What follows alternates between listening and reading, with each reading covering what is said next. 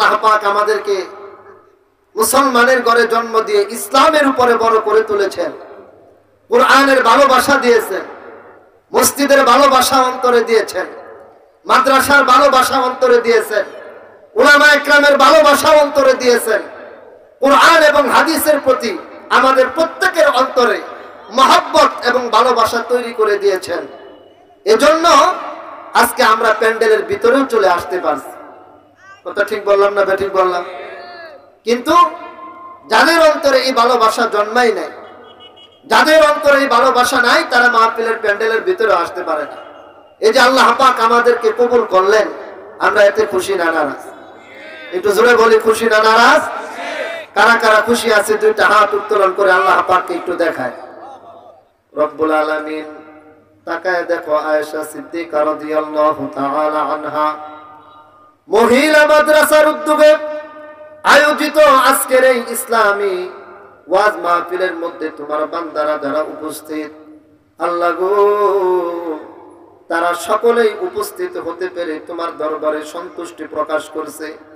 রব্বুল আলামিন তোমার দরবারে দরখাস্ত করি, কাল হাসরে কিয়ামতের কঠিন ময়দানে আমাদের সকলকে তুমি মুসলমান হিসেবে কবুল করে নিও। জোরে বলেন আমিন। রাগ করলেন নাকি? একটু কষ্ট দিলাম। মুসলমান ভাইয়েরা, আমার সময় নষ্ট করা যাবে না। আল্লাহ পাক রব্বুল আলামিন যেহেতু আমাকে আপনাকে মুসলমান বানিয়েছেন, ইমানদার বানিয়েছেন, অতএব আমাদের সকলের দায়িত্ব হলো সেই মুসলমানিত্ব এবং ঈমান সাথে করে কবর পর্যন্ত যাওয়া। কথা বলে ঠিক কিনা? মুসলমান ভাইয়েরা আমার এমন যেন না হয়, আল্লাহ পাক রব্বুল আলামিন দয়া করে মায়া করে মুসলমানের ঘরে জন্ম দিলেন, নামটা পর্যন্ত মা বাবা মুসলমানের নাম রাখলেন, মা বাবা মসজিদ মাদ্রাসার সাথে আমাদেরকে পরিচিত করাইলেন। মুসলমান ভাইয়েরা আমার এমন যেন না হয় আমার এবং আপনার মৃত্যুটা কুফরি অবস্থায়, ঈমান হারা অবস্থায় হয়। কথা বলে ঠিক কিনা? এ ব্যাপারে আমাদের সকলের সচেতন থাকতে হবে। আমি মুসলমানের ঘরের সন্তান, আমি একজন ঈমানদার, আমার অন্তরে আছে কালেমা, আমি আল্লাহ পাক রব্বুল আলামিনকে বিশ্বাস করি, আমার নবী হলেন বিশ্ব নবী। অতএব আমাকে এমন জীবন ধারণ করতে হবে, এমন ভাবে আমার জীবনটাকে পরিচালিত করতে হবে মুসলমান, আমি এবং আপনি মৃত্যুর সঙ্গে সঙ্গে যেন কবরের জিন্দেগিতেই জান্নাতের মেহমান হতে পারি। ঠিক কিনা? কবরের জিন্দেগিতেই যেন আমরা জান্নাতের মেহমান হয়ে যাই। মুসলমান ভাইয়েরা আমার এমন জিন্দেগি গঠন করতে হবে, মৃত্যুর সময় জান্নাতি ফেরেশতারা এসে বলবে, লা তাখাফু ওয়া লা তাহজানু, ও আল্লাহর বান্দা, তোমার কোনো ভয় নাই, এমনকি তোমার কোনো টেনশন নাই, তোমার কোনো পেরেশানি নাই। ওয়া আবশিরু বিল জান্নাহ, তুমি সেই জান্নাতের সুসংবাদ গ্রহণ করো, আল্লাতী কুনতুম তুআদুন, তোমাদেরকে যেই জান্নাতের ওয়াদা কুরআন এবং হাদিসের আলোকে প্রদান করা হতো। ঠিক কিনা বলেন? জান্নাত সত্য না মিথ্যা? সবাই বলেন সত্য না মিথ্যা? আরো জোরে আওয়াজ করে বলেন সত্য না মিথ্যা? আল্লাহর কসম, আমরা বিশ্বাস করি জান্নাত সত্য, আমরা বিশ্বাস করি হাসর সত্য, আমরা বিশ্বাস করি মিজান সত্য, আমরা বিশ্বাস করি পুলসিরাত সত্য, আমরা বিশ্বাস করি জাহান্নাম সত্য, আমরা বিশ্বাস করি কবর পর্যন্ত সত্য, আমরা বিশ্বাস করি মৃত্যু পর্যন্ত সত্য। অতএব যেহেতু বিশ্বাস আমাদের আছে, এই জন্য আল্লাহ পাকের দরবারেও আমরা দোয়া করি, আল্লাহ গো, আমাদের মৃত্যুটা যেন ঈমানের উপরে হয়, আল্লাহ মৃত্যুর পর কবরটা যেন জান্নাতের বাগান হয়। ও রব্বুল আলামিন, হাসরের ময়দানে আমাদের প্রত্যেকের ডান হাতের মধ্যে যেন আমলনামাটা আসে, আল্লাহ আমাদের নেকির পাল্লাটা যেন ভারী হয়। রব্বুল আলামিন হাসরের ময়দানে আল্লাহ হাউজে কাউসারের পানি আমাদের প্রত্যেকের ভাগ্যে নসিব করায়ো। আল্লাহ পুলসিরাতটা আমাদের সকলের জন্য বিদ্যুতের গতিতে অতিক্রম করিয়ে জান্নাতের মেহমান বানিও। কথা ঠিক কিনা? এই আশা আছে না নাই? সবাই বলে আছে না নাই? আল্লাহর কসম, একজন ইমানদার, একজন মুসলমান, তার জীবনের সবচেয়ে বড় চাওয়া আর পাওয়া, আমার মৃত্যুটা যেন ঈমানের উপরে হয়, আমার মৃত্যুটা যেন ইসলামের উপরে হয়। আমি দুনিয়ার বুকে যে হালতেই থাকি না কেন, আমার গাড়ি বাড়ি ব্যবসা বাণিজ্য থাকুক আর না থাকুক, দুনিয়ার বুকে ইজ্জত সম্মান আমার হোক কিংবা না হোক, আমার টাকা পয়সা থাকুক কিংবা না থাকুক, আমার ক্ষমতার চেয়ার হোক বা কিংবা না হোক, মুসলমানের এক নাম্বার চাওয়া হয় আমার মৃত্যুর পরে যেন আমার জন্য নাজাতের ফয়সালা হয়। ঠিক কিনা? একজন মানুষ দুনিয়ার চেয়ার পাইল, সম্মানের চেয়ার, ইজ্জতের আসন, ক্ষমতার পাওয়ার, একজন মানুষের অর্থের কোনো অভাব নাই। যখন রাস্তা দিয়ে হেঁটে যায়, ডানে বামে সামনে পিছনে তার পাহারাদার পর্যন্ত থাকে, মানুষ দেখা মাত্রই তাকে সালাম করে দাঁড়িয়ে যায়, তার জন্য চেয়ার পর্যন্ত ছেড়ে দেয়। ও মুসলমান, আল্লাহর কসম কে বলতে পারি, এটা কোনো মানুষের জিন্দেগির প্রকৃত সফলতা না। প্রত্যেকটা মুসলমান ইমানদারের জীবনের প্রকৃত সফলতা হলো মৃত্যুর পরে কবরের মধ্যে জান্নাতের মেহমান হয়ে থাকা। কথা বলে ঠিক কিনা? একজন মানুষ সব পাইছে, ইজ্জতও পাইছে, ক্ষমতা পাইছে, টাকা পয়সাও পাইছে, ঘরের ভিতরে সুন্দর স্ত্রীও পেয়েছে, একজন মানুষ সন্তানাদিও পেয়েছে, ক্ষমতার চেয়ার পর্যন্ত পেয়েছে, কিন্তু লোকটি মৃত্যুবরণ করার পরে কবরের জিন্দেগিতে যাওয়ার পরে ফেরেশতারা ধিক্কার দিয়ে বলতেছে, ও নাফরমান, দুনিয়াতে তুই নাফরমানি করেছিলি, দুনিয়াতে তুই আল্লাহ পাকের অবাধ্য হয়ে চলেছিলি, তুই নবীর আদর্শকে মানিস নাই, তুই ইসলামের উপরে চলস নাই, অতএব আজকে আমরা তোকে পেয়েছি, দেখতে পাবি আমাদের আচরণ। কবর যদি কাহার সাথে দুর্ব্যবহার করে আর লোকটি যদি দুনিয়ার পাওয়ারফুল কোনো ব্যক্তিও হয়ে যায়, আল্লাহর কসম এই সফলতা প্রকৃত সফলতা নয়। আওয়াজ দেয়া বলেন কথা ঠিক কিনা? আমি আপনাদের কাছ থেকে জানতে চাই, আমরা কি দুনিয়ার সফলতা চাই না আখিরাতের সফলতা? একটু জোরে বলেন, দুনিয়ার না আখিরাতের? আর জোরে বলেন, দুনিয়ার না আখিরাতের? কারা কারা আখিরাতের সফলতা চান? আবার দুইটা হাত উত্তোলন করে আল্লাহকে দেখান। আল্লাহ, তোমার কুদরতি নজর দিয়া তাকায়া দেখো। আল্লাহ গো, মাহফিলের প্যান্ডেলের ভিতরে মুরব্বী বাবাদেরকে শুরু করে আল্লাহ অনেক যুবক বন্ধুরা পর্যন্ত উপস্থিত, আল্লাহ অনেক উলামায়ে কেরাম পর্যন্ত উপস্থিত হয়ে আল্লাহ প্রত্যেকে আখিরাতের সফলতা চাই। আমাদের সকলকে তুমি আখিরাতের সফলতা দান করে দাও। জোরে বলেন আমিন। মুসলমান ভাইরা রে আমার, আখিরাতের সফলতা যদি পেতে চান, আল্লাহর কসম খেয়ে বলতে পারি, তাহলে দুনিয়ার এই জীবনটা আপনার যেভাবে মন চাই সেভাবে খরচ করলে, ব্যয় করলে, আল্লাহর কসম আপনি আখিরাতের সফলতা পাবেন না। আখিরাতের সফলতা যদি অর্জন করতে চান, অবশ্যই অবশ্যই আপনাকে দুনিয়ার জিন্দেগিতে আল্লাহ পাকের হুকুমগুলো মেনে চলতে হবে। কথা ঠিক কিনা? দুনিয়াতে চলবেন শয়তানের কথায়, দুনিয়াতে চলবেন নফসের কথায়, দুনিয়াতে চলবেন নিজের খাহেসাত মোতাবেক, আর আশা করে বসে আছেন জান্নাতের মেহমান। আল্লাহর কসম, আল্লাহর কসম, এই আশা কেবল আশায় থেকে যাবে, জান্নাতের মেহমান হওয়া যাবে না। কথা ঠিক বললাম না? ঠিক বললাম না? রাগ করতেছেন আপনারা? রব্বুল আলামিন নিজে ঘোষণা করছেন, ফাআম্মা মান তাগা ওয়া আসারাল হায়াতাদ দুনিয়া ফাইন্নাল জাহিমা হিয়াল মাওয়া। যে ব্যক্তি তার হায়াতের জিন্দেগিতে আল্লাহ পাকের অবাধ্য হয়ে চলবে, মুসলমান, আল্লাহ পাকের অবাধ্য হয়ে চলার পাশাপাশি তার দুনিয়ার জীবনটাকে গুরুত্ব দিবে, দুনিয়ার জীবনটাকে সে প্রাধান্য দিবে, আখিরাতকে পিছনে রেখে দুনিয়াটাকে গুরুত্বপূর্ণ মনে করবে।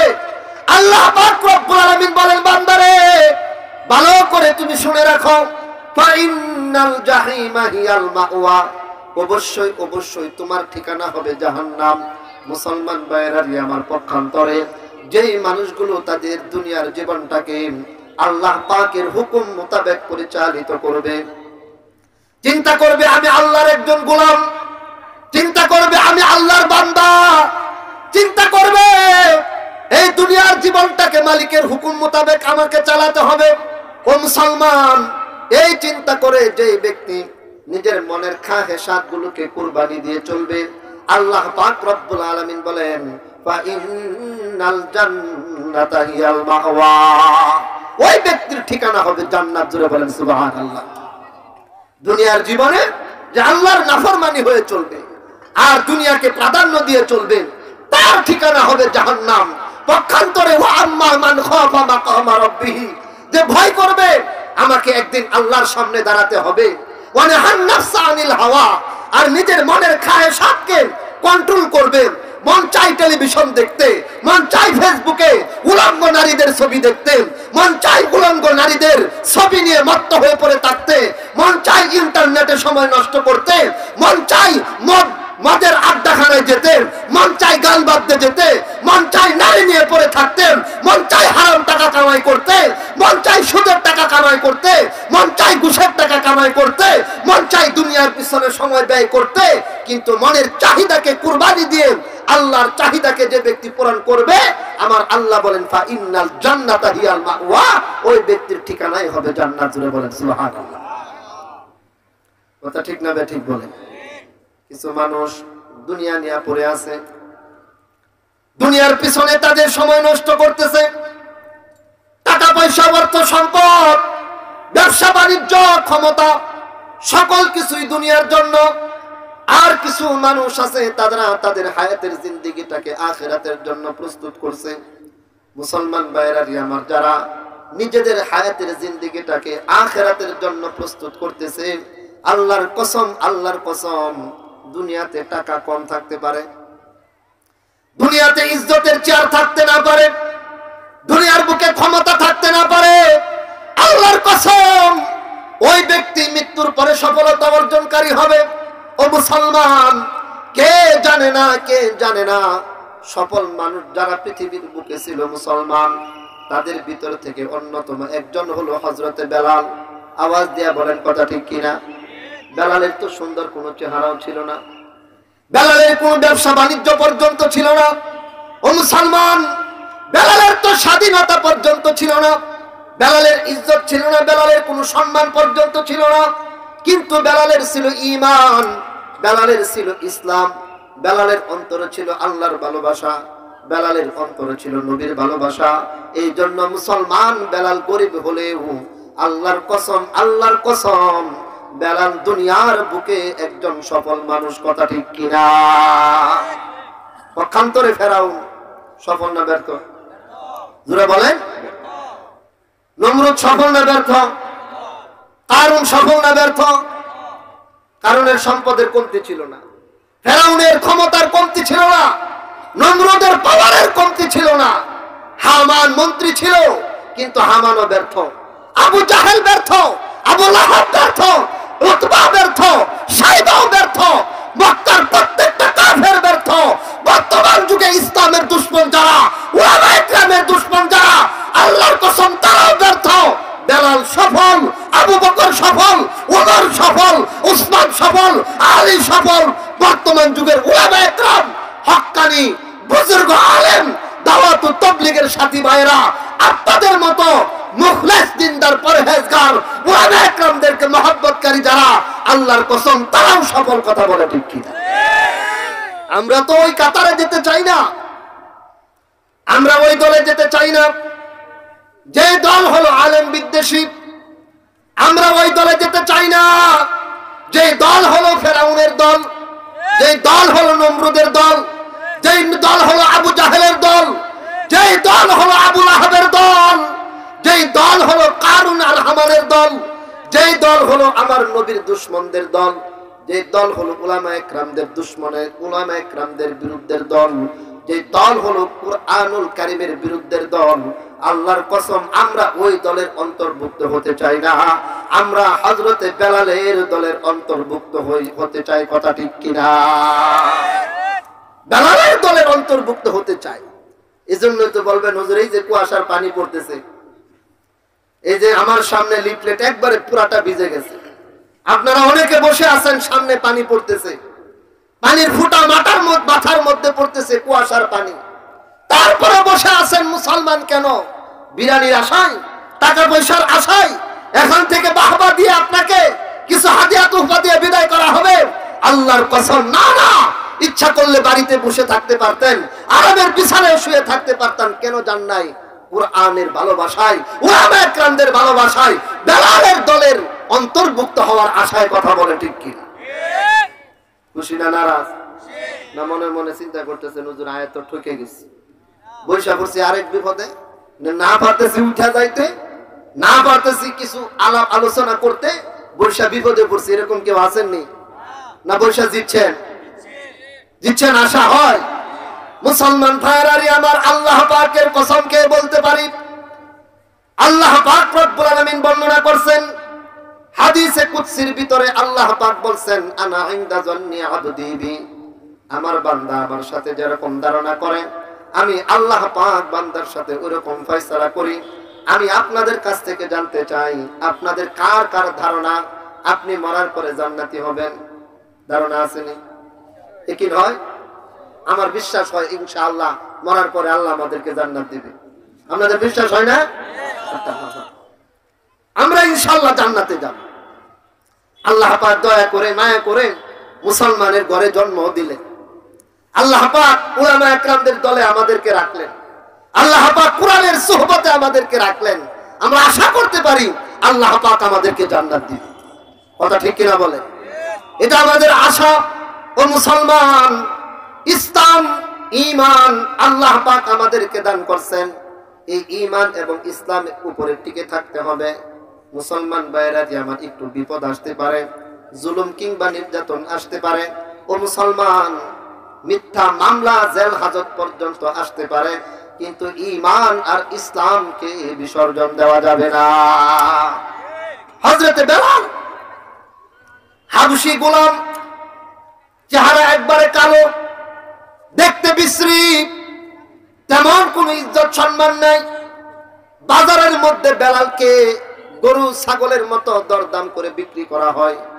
মুসলমান ভাইরা আমার ঠোঁটটা হলো মোটা। বেলাল সুন্দর করে শব্দের উচ্চারণ পর্যন্ত করতে পারে না, কিন্তু আল্লাহর কসম, বেলাল যখন ঈমান গ্রহণ করেছে, ইসলাম গ্রহণ করেছে, বিশ্ব নবীজি সাল্লাল্লাহু আলাইহি ওয়াসাল্লাম বলছেন, বেলাল যখন দুনিয়ার জমিন দিয়ে হাঁটে, আমি নবীজি বেলালের জুতার আওয়াজ জান্নাতের মধ্যে পর্যন্ত পেয়েছি। সুবহানাল্লাহ বলেন। আমার নবী বলেন, বেলাল হাঁটে জমিনে, কিন্তু আওয়াজ হয় জান্নাতের ভিতরে। বেলাল হাঁটে জমিনে, আওয়াজ হয় জান্নাতের ভিতরে। ও মুসলমান, আল্লাহর কসম, আল্লাহর কসম, এই মর্যাদা বেলাল দুনিয়া কামাই করে অর্জন করে নাই, দুনিয়ার ক্ষমতা দিয়ে অর্জন করে নাই। আল্লাহর কসমকে বলতে পারি, এই ইজ্জত এবং সম্মান আর মর্যাদা বেলাল অর্জন করেছে ইসলামের উপরে টিকে থেকে। কথা ঠিক কিনা? বেলাল ঈমান গ্রহণ করছে, ইসলাম গ্রহণ করছে। বেলালের উপরে শুরু হয়েছে নির্যাতন, বেলালের উপরে শুরু হয়েছে জুলুম, বেলালের উপরে শুরু হয়েছে অত্যাচার, বেলালের উপরে শুরু হয়েছে নিপীড়ন। মুসলমান ভাইরারি আমার, বেলালের মনিব উমাইয়া হুকুম দিছে বেলালকে ধরো। মুসলমান ভাইরারি আমার, বেলালকে ধরছে। উমাইয়া হুকুম দিছে বেলালের পোশাক খুলে ফেলো। মুসলমান কম বেশি আমরা সকলেই জানি, বেলালের পোশাকগুলো পর্যন্ত খুলে ফেলছে। বেলালের পোশাকগুলো খুলে ফেলে হযরতে বেলালকে আরবের উত্তপ্ত গরম বালুর উপরে শোয়া দিছে। মুসলমান ভাইরারি আমার, বেলালের গায়ের পোশাকগুলো খুলে যখন উত্তপ্ত গরম বালুর উপরে শোয়াইছে, বেলালের পিঠের চামড়াগুলো তখন পর্যন্ত পুরে ছারখার হয়ে গেছে। মুসলমান, আল্লাহর কসম, তারপরেও বেলাল ঈমান ইসলামকে ছাড়ে নাই। বেলালের বুকের উপরে মুসলমান শক্ত বড় সড় পাথর এনে রেখে দিছে। বুকের উপরে কোনো কাপড় নাই, খালি গায়ে বেলালের বুকের উপরে শক্ত বড় পাথর রেখে দিছে। পাথর বেলালের বুকের উপরে রাখার পর মুসলমান বুকের মাংসগুলো যখন পুড়ে গেছে, সেই পুরা দুর্গন্ধ বেলাল তার নাক দিয়া অনুভব করছে। আর ওই মুহূর্তেও বেলাল আওয়াজ দিছে আল্লাহ এক, আল্লাহ এক। কথা ঠিক কিনা? বেলাল আওয়াজ এটাই দিছে আল্লাহ এক। বেলাল বলেছে আল্লাহ এক। ও মুসলমান, বেলাল জুলুম নির্যাতন সহ্য করে বলেছে আল্লাহ এক। বেলাল ঈমান ছাড়ে নাই, ইসলাম ছাড়ে নাই। ও মুসলমান, বেলালের মতো জুলুম, বেলালের মতো নির্যাতন তো আমাদের উপরে আসে নাই, কিন্তু তারপরেও আমরা কেন ঈমান আর ইসলামের উপরে টিকে থাকতে পারি না? দুঃখজনক। কেউ সামান্য কিছু সুদের টাকা পাইছে, ঈমানটাকে শেষ করে দিছে। আবার কেউ সামান্য কিছু মুসলমান ঘুষের টাকা পাইছে, ঈমানটাকে শেষ করে দিতেছে। আবার কেউ ফেসবুকের ভিতরে এক নারীর সাথে সম্পর্ক করে, ও মুসলমান, সেই যুবক তার ঈমানটাকে এখানে বিসর্জন দিয়ে দিচ্ছে। ও মুসলমান, অনেকে নিজে ক্ষমতার পাওয়ার আশায়, ক্ষমতা পাওয়ার লোভে মুসলমান বুঝে শুনে উলামায়ে কেরামদের বিরুদ্ধে গিয়ে তার ঈমানটাকে পর্যন্ত শেষ করে দিতেছে। কথা বলে ঠিক কিনা? আওয়াজ দিয়ে বলেন ঠিক কিনা? আলেমদের বিরুদ্ধে গিয়ে অনেক ঈমান শেষ করে দিছে। নিজের বাড়িতে মসজিদ, নিজের বাড়িতে মাদ্রাসা, আলেম উলামাদের সাথে উঠা বসা, তারপরেও শুধুমাত্র নিজের দলের কারণে আলেম উলামাদের বিরুদ্ধে। এমন মানুষ আছে না নাই? একটু জোরে আওয়াজ দিয়ে বলেন আছে না নাই? শুধুমাত্র দলের কারণে আলেম উলামা বিরোধী। নিজের ছেলের মাদ্রাসায় ভর্তি করাইছে, নিজের মেয়েটাকেও মাদ্রাসায় দিছে, 5 ওয়াক্ত নামাজও পড়ে, হাজী সাহেব হজও করে আসছে, মসজিদে নামাজের প্রথম কাতারের মুসল্লি, কিন্তু তারপরেও একটা দল করে। দলের প্রধান, নীতি নির্ধারক যারা, তারা যখন আলেমদের বিরুদ্ধে দাঁড়িয়েছে, শুধুমাত্র দলের মহব্বতে তারাও আলেমদের বিরুদ্ধে দাঁড়িয়ে আমরা দেখেছি প্রকাশ্যে খোলা ময়দানে, মাঠে, রাজপথে তারা আলেমদের বিরুদ্ধে পর্যন্ত স্লোগান দিয়েছে। কথা বলে ঠিক কিনা? মুসলমান, দল করেন, পার্টি করেন, কিন্তু অন্ধ হওয়া যাবে না। কথা ঠিক বললাম না? ঠিক বললাম? বলেন। দল দলের জায়গায়, পার্টি পার্টির জায়গায়। আল্লাহর কসম, আমার ঈমান আর আমার ইসলাম, আমার কুরআন, আমার আল্লাহ, আমার নবীর ভালোবাসা আমার অন্তরে। কথা বলে ঠিক কিনা? যদি কোনো দল, কোনো পার্টি আমার ঈমানের বিরুদ্ধে অবস্থান করে, আমি সেই পার্টিকে লাথি মেরে আমার ঈমানকে বুকে ধারণ করি। এমন সৎসাহস আছে কার কার? সৎসাহস আসেনি? হাতটা নামান, গলাটা একটু পরিষ্কার করে একটা তাকবীর দেন তো। মাহফিলটাকে মনে করে মরা মরা অবস্থা। আপনারা কি সবাই ঘুমায় আছেন? নি খাওয়া দাওয়া করেছেন? কারা কারা খাইছেন একটু হাত উঠান তো। খাওয়া দাওয়া করেছি সবাই? যদি খাওয়ার পার্টি, আলহামদুলিল্লাহ। একটা নাম, 2-1 আছে খাই নাই, সবাই তো খাই আইছি। একটু আওয়াজটা কম হইতেছে, একটু জোরে সোরে একটা তাকবীর দিতে নি, আমরা খাওয়া দাওয়া করছি কিনা। নারায়ে তাকবীর। আর এই আওয়াজে তো হেরা তো আবার রেডি হইতেছে, আমরা আইতেছি, সাবধান হুজুর করে আবার ধরবো। হ্যাঁ, যারা আঙ্গুর বিরুদ্ধে আমরা লিস্টি করতেছি, তালিকা করতেছি, তোমাদেরকে আবার ধরে আবার জেলা হাজতে বন্দি করবো। এই তাকবীর দিলে তো তারা আমাদেরকে হামলা করবো, আমাদেরকে ধরবো, তারা ভয় পাবে না। কথা বলে ঠিক কিনা? আর যদি জোরে সোরে একটু তাকবীর দেন, তারা একটু ভয় পাবে। কথা ঠিক বললাম না? ঠিক বললাম? আল্লাহু আকবারের উপরে বড় কোনো আওয়াজ নাই। কথা ঠিক কিনা? নারায়ে তাকবীর, নারায়ে তাকবীর, আল্লাহু আকবার। আলহামদুলিল্লাহ। মুসলমান ভাইরা রে আমার, সময় একবারে সংক্ষিপ্ত, লম্বা সময় পর্যন্ত কথা বলা যাবে না, কিন্তু আমার কথার মূল উদ্দেশ্য হলো যেটা সেটা, ও মুসলমান, দুনিয়া কামাই করতে গিয়ে আমার আখিরাত নষ্ট করা যাবে না। আখিরাতের জন্য দুনিয়া ছাড়তে রাজি থাকবো, কিন্তু দুনিয়ার জন্য আখিরাত ছাড়বো না। ও মুসলমান, হযরতে সাহাবায়ে কেরাম আমাদের কাছে এমন নমুনাই রেখে গেছে, দুনিয়া ছাড়বা, আখিরাত ছাড়বা না। দুনিয়ার জন্য আখিরাত নষ্ট করবা না, কিন্তু আখিরাতের জন্য প্রয়োজনে দুনিয়া ছেড়ে দিবা। দুনিয়া নষ্ট করে ফেলবা, কিন্তু আখিরাত নষ্ট করা যাবে না। মুসলমান ভাইরা রে আমার, বলতেছিলাম বেলাল দুনিয়া নষ্ট করে দিছে, দুনিয়াকে বিসর্জন দিছে, রক্ত দিছে, রক্তাক্ত হয়েছে। আল্লাহর কসম, বেলাল আখিরাত নষ্ট করে নাই। ঠিক বললাম না? ঠিক বললাম? বেলাল আখিরাত নষ্ট করে নাই। হযরতে বেলাল আল্লাহর কসম নিজের আখিরাতটাকে সুন্দর করে বুঝাইছে, কেমন সুন্দর করে বুঝাইছে হযরতে বেলাল। মুসলমান ভাইরা আমার, বিশ্ব নবীজি বলেন, আমি জান্নাতের ভিতরে প্রবেশ করব যে উটনির উপরে আরোহণ করে। মুসলমান ভাইরা আমার, হাদিস শরীফের মধ্যে আসছে বিশ্ব নবীজি দুনিয়ার বুকে আগমন করেছে সকল নবীদের পরে। আল্লাহর কসম, আল্লাহর কসম, আমার নবী সকল নবীদের পরে দুনিয়ার বুকে আগমন করলেও জান্নাতে যখন প্রবেশ করবে তিনি থাকবে সকল নবীর আগে। সুবহানাল্লাহ বলেন। দুনিয়াতে আসছে পরে, কিন্তু জান্নাতে যাবে সবার আগে। কিন্তু মুসলমান, দিলের কান দিয়ে কথাটা শুনবেন, হাসরের ময়দানে আল্লাহ পাকের পক্ষ থেকে ঘোষণা যখন হয়ে যাবে, যাদের হিসাব নিকাশ শেষ তারা জান্নাতে চলে যান।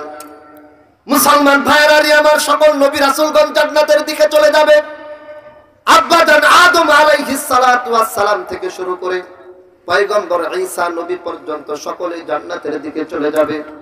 মুসলমান ভাইরা আমার, আমার নবী, আপনার নবী, বিশ্ব নবী রাহমাতুল লিল আলামিন সাল্লাল্লাহু আলাইহি ওয়াসাল্লাম সকল নবীরা জান্নাতের দিকে চলে গেলেও তিনি জান্নাতের দিকে না গিয়ে হাসরের ময়দানে উম্মতের পিছনে সময় ব্যয় করবে। কথা ঠিক কিনা? সকল নবীগণ চলে গেলেও আমাদের নবীজি হাসরের ময়দানে অবস্থান করতে থাকবে। কেন? এই গুনাহগার উম্মত, গুনাহগার উম্মতরা হাসরের ময়দানে পেরেশান হয়ে যখন কান্নাকাটি করবে, যেখানে মা সন্তানের কাছে পরিচয় দিতে চাবে না, যেখানে বাবা সন্তানের কাছে পরিচয় দিতে চাবে না, যেখানে ভাই ভাইয়ের কাছে পরিচয় দিবে না, যেখানে বোন ভাইয়ের কাছে পরিচয় দিবে না, যেখানে দলের নেতা কর্মীদের কাছে পরিচয় দিবে না, যেখানে কর্মী নেতাদের কাছে পরিচয় দিবে না, আল্লাহর কসম সেখানে আমার নবীকে অবশ্যই অবশ্যই পাওয়া যাবে। নবী উম্মতের কাছে গিয়ে গিয়ে পরিচয় দিবে। কথা বলেন ঠিক কিনা? কেউ কাউরে পাইবে না। আপনি কুরআনুল কারীমের এক জায়গায় আল্লাহ পাক বর্ণনা করছেন, ইয়াবাদুল মুজরিম লাউ ইয়াফতাদি মিন আযাবি ইয়াউমি ইযিন বিবানি। একজন অপরাধী যখন দেখবে মা কাজে আসলো না, বাবা কাজে আসলো না, সন্তানাদি পর্যন্ত কোনো কাজে আসলো না, স্ত্রী পর্যন্ত যখন কাজে আসলো না, তখন একজন অপরাধী চিৎকার করে বলতে থাকবে, তার কামনা থাকবে এটাই, যেহেতু কেউ কাজে আসলো না, আজকে তাদের সকলের বিনিময়ে যদি আমি মুক্তি পেতাম, তাহলে সকলকে জাহান্নামে নিক্ষেপ করে হলেও আমি জান্নাতে যাওয়ার জন্য চেষ্টা করতাম। একজন অপরাধী সে কামনা করবে আমার মা জাহান্নামে চলে যাক, আমার বাবাও জাহান্নামে ফেলে দেওয়া হোক, বাবাকে, আমার সন্তানকেও জাহান্নামে ফেলে দেওয়া হোক। আল্লাহ এটাও বর্ণনা করছেন, একজন অপরাধী কামনা করবে ওয়ামান ফিল আরদি জামিআ সুম্মা ইউজি, পুরা দুনিয়ার সব মানুষকে যদি জাহান্নামে ফেলে দিত, তারপরেও যদি আল্লাহ আমাকে বাঁচাইতো, এটাই আমার কামনা। আল্লাহ সবাইকে জাহান্নামে ফেলে দাও, তারপরেও তুমি আমাকে বাঁচাও। জাহান্নামের ভয়াবহতা দেখে একজন অপরাধী এমন কামনাও করবে, কিন্তু আল্লাহর পক্ষ থেকে কি ঘোষণা হবে? আল্লাহ না না, এমন হতে পারে না। ওয়ালা তাজিরু ওয়াজিরাতুম বিজরা উখরা, কোন মানুষ আজকে কারো গুনাহের বোঝা বহন করবে না। প্রত্যেক মানুষ তার নিজের কর্মের সাথে দায়বদ্ধ। কুল্লু নাফসিন বিমা কাসাবাত রাহিনা, তোমার কর্ম যদি ভালো হয়, তোমার কর্ম তোমাকে জান্নাতের দিকে নিয়ে যাবে। মুসলমান ভাইরা আমার, আল্লাহর কসম খেয়ে বলতে পারি, ওই হাসরের ময়দানে যখন আপনি কাউকে আপনার কাছে পাবেন না, তখন আমার নবী, আপনার নবী, বিশ্ব নবী রাহমাতুল লিল আলামিনকে অবশ্যই কাছে পাবেন। কথা ঠিক কিনা? নবীজিকে কাছে পাবেন। আমাদের নবী আলাইহিস সালাতু ওয়াস সালাম জান্নাতে যাওয়ার অনুমতি পাওয়ার পরেও নবীজি জান্নাতে যাবে না। সুবহানাল্লাহ বলেন। হাসরের ময়দানে বিশ্ব নবীজি দৌড়াবেন। ও মুসলমান, হযরত আনাস ইবনে মালিক রাদিয়াল্লাহু তাআলা আনহু আমার নবীজিকে প্রশ্ন করছেন, হুজুর, দুনিয়ার বুকে 10টা বছর পর্যন্ত একাধারে আপনার খেদমত করলাম, নবী গো, হাসরের ময়দান যখন কায়েম হবে, সেই ময়দানে কোথায় গেলে আমি আপনাকে পাবো? বিশ্ব নবীজি বলছেন, আনাস, হাসরের ময়দানে এই কোটি কোটি মানুষের ভিতরে আমি মুহাম্মদকে তুমি পাবে 3 জায়গার মধ্যে। আনাস তুমি আমাকে পাবে হাউজে কাউসারের মধ্যে। সুবহানাল্লাহ বলেন। হাউজে কাউসারের পাশে আমি কেন থাকবো? আমার গুনাহগার উম্মত যারা থাকবে, গুনাহগার উম্মতদেরকে হাউজে কাউসার থেকে তাদেরকে পানি পান করাবো। সুবহানাল্লাহ বলেন। বিশ্ব নবীজি বলেন হাউজে কাউসারে আমারে পাইবা। হাউজে কাউসারে যদি যা দেখো আমি নবীজি নাই, আলাস দৌড়ে চলে যাবে তুমি মিজানে। কারণ মিজান হলো এমন একটা জায়গা মুসলমান, যেই মিজানের মধ্যে মানুষের নেকি আর গুনাহগুলোকে ওজন দেওয়া হবে। নেকির পাল্লা ভারী তো জান্নাত, নেকির পাল্লা হালকা তো জাহান্নাম। আমার পরের আলোচক তিনি স্টেজে চলে আসছেন, এই জন্য আমি আর কথা লম্বা করতেছি না, এখানে শেষ করে দিচ্ছি। মুসলমান, বিশ্ব নবীজি বলছেন হাউজে কাউসারে না পেলে পাবে মিজানে। কারণ মিজানে আমার গুনাহগার উম্মতদের নেকি গুনাহ ওজন দেওয়া হবে। আমি নবীজি তাদের পাশে থেকে নেকির পাল্লাটাকে ভারী করার চেষ্টা করব।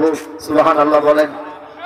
মিজানেও যদি না পাও তাহলে আমাকে পাবে ফাইন্দা সিরাত, পুল সিরাতের কাছে যা আমারে পাইবে। আমার গুনাহগার উম্মত অনেকে কাইটা কাইটা পড়তে থাকবে জাহান্নামের দিকে, আমি মায়ের নবী ধাক্কা দিয়ে জান্নাতে পৌঁছায় দেব। সুবহানাল্লাহ। সেই নবীজি হাশরের ময়দানে গুনাহগার উম্মতদের পিছনে সুপারিশ করতে করতে অনেক সময় চলে যাবে, সবার পরে যাবে নবীজি, যা দেখবে জান্নাতের দরজার সামনে সকল নবীগণ দাঁড়ায় রয়েছে। সুবহানাল্লাহ বলেন। আপনারা দাঁড়ানো তো কিভাবে ঢুকবো? ভিতরতে দরজা লাগানো। আমার নবীজি বলেন তখন আমি সর্বপ্রথম আনা আউয়ালু মান ইয়াকরাউ বাবাল জান্নাহ, যে জান্নাতের দরজার মধ্যে টুকা দিবে, আমি টুকা দিব। ভিতর থেকে বলা হবে কে? আমি বলবো মুহাম্মদ। দরজা খুলে দেওয়া হবে। জোরে বলেন সুবহানাল্লাহ। তখন আমার নবী সকল নবীদের আগে জান্নাতে প্রবেশ করবে একটি উটনির উপরে চড়ে, আর সেই উটনির লাগাম থাকবে হযরতে বেলালের হাতে। জোরে বলেন সুবহানাল্লাহ। বেলাল ঠকছে না দিচ্ছে? জোরে বলেন ঠকছে না দিচ্ছে? দিচ্ছে। আল্লাহর কসম, এখন পর্যন্ত যারা ঈমান এবং ইসলামের উপরে টিকে থাকবে, বেলালের আদর্শকে গ্রহণ করবে, হযরত সাহাবা একরাম রাদিয়াল্লাহু তাআলা আনহুমদের অনুসরণ করে চলবে, আল্লাহ পাক তাদেরকে হাশরের ময়দানে সাহাবা একরামদের মতো আল্লাহ পাক তাদের উপরে সন্তুষ্ট হয়ে জান্নাতের মেহমান বানাবে। আমরা আশা করতে পারি না ইনশাআল্লাহ? আল্লাহ পাক আমাকে, আপনাকে, আমাদের সকলকে মৃত্যুর পরে জান্নাতের মেহমান হিসাবে কবুল করুন। সকলে বলে আমিন। ওয়া আখিরু দাওয়ানা